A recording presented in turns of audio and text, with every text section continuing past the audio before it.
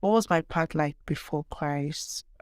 I would definitely say it was one that was filled with a lot of fear, um, pain, and a lot of bitterness and unforgiveness.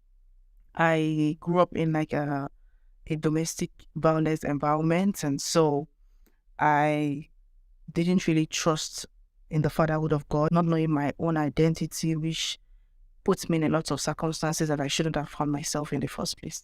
Even though I grew up in a religious setting, I did everything. I went to church, I served, but I wasn't really connected to Christ in that sense, or I didn't understand the fatherhood of God. And every time I would sin, I would feel like, oh, whatever I'm going through is just God punishing me. I officially gave my life to Christ in 2014. Of course, prior to then, I had had this, like make an altar call. I was like, Jesus, all for you, all for you. And then I go on my own path, and then I come back again. But then in 2014, I came in contact with a prayer meeting, and it was all women, and they were praying, and they were so classy, so wonderfully dressed, so beautiful. And I couldn't understand why these babes, all looking beautiful like this, we are so in love with God. After the meeting, there was this like meet and greet, and there was a lot of hugs. And I was like, how are you guys so full of love, so full of joy? Is it the same God? And I found myself talking to a counselor and just like pointing out, I'm a sinner. And I was like, don't worry, God is not after your sin. Just let it go and follow God. And so that was the beginning of the path. 2015, I got married and we moved into the US, and I was trying to conceive and I wasn't conceiving. And so I was like, God, what's happening? Are you punishing me for all my sins? Then a beloved minister of God called me and said that if I don't have Jesus, what's the essence? And that God is calling me to boots, that God loves me and God would not withhold anything from me. I should pursue after the fatherhood of God and leave everything. And in my pursuit of God, every other thing will be added unto me. And that if I even gain everything, if I have the child, I don't have Jesus, what's the essence? And so that was when I began to take my walk with God seriously. And, I would spend a lot of time with God and, just pray, serve. And I wasn't just serving like, out of religiosity. I really just wanted to serve God and his people. I have come to know that God is faithful and that he doesn't change and that he's loving and he won't, because of certain circumstance, then now forsake God with me.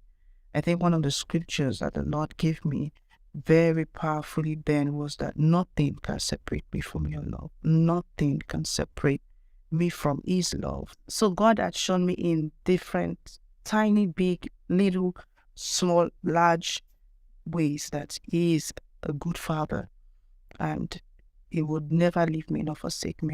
My work now is I have grown to understand the fatherhood of God. I've grown to trust the fatherhood of God. I have grown in my faith walk with God. I have grown in character. I used to be very angry. I used to be a very angry person, but God has worked on me. He's still working on me. Currently, I'm on the path of building confidence in doing what he has called me to do. I feel like sometimes I say hold myself back based on like, I just want to hide. I don't want to be out there. I just want to do. And I heard the Father say, hey, shine your light, arise, shine, for thy light has come. I had been trusting and waiting on the Lord for the fruit of the womb, and to the glory of God, 7th year last year, after waiting for 7 years, I gave birth to a very lovely boy.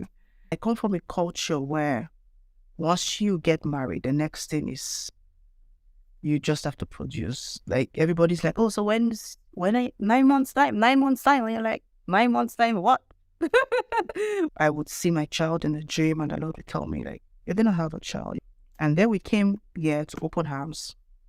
And I remember that day, the dedication was being done in the service that day. And I just muttered out of faith, I think just like Anna would, I told God, God, give me a child. I was like, God, I want to dedicate my child here.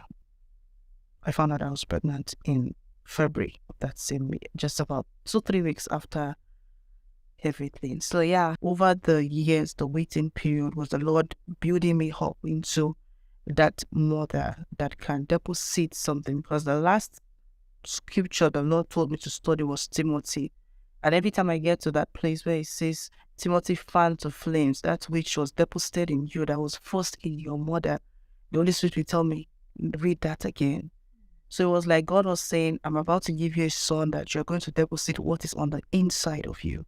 So all this time of taking you through this journey, stripping your fear of anger, of worry, of all those things, was such that you can have something to give. For every aspect of my life, God knew, God saw me, and God had a plan, a particular time when His chosen son will be manifested.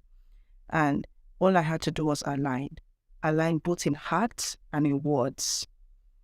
Because that moment, that day when I said, Lord, I want my son to be dedicated here, was me saying, Lord, I can see what you're doing here, and I want to align with it.